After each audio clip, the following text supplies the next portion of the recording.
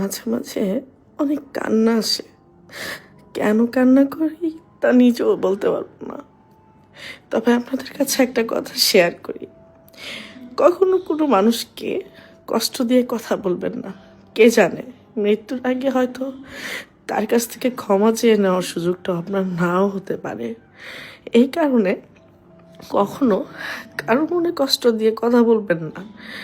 আপনারা ভাবেন একটা কথা বললেই হয়তো বা আপনারাই জিতে গেলেন, অথচ আপনারা ভুলে গেছেন যে মানুষটা সহ্য করে আসলে মূলত তারই জয় হয়।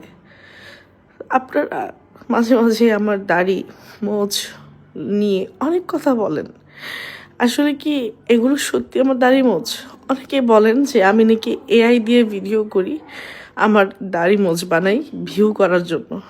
আপনারাই তো সব কিছু বলেন। আপনারাই আমার দাড়ি মোচ দেখে হাসেন, আবার আপনারাই বলেন যে আমি এআই দিয়ে ভিডিও করেছি। আসলে তো আমি নিজেও বুঝি না যে আপনাদেরকে আমি কি বললে আপনারা খুশি হবেন।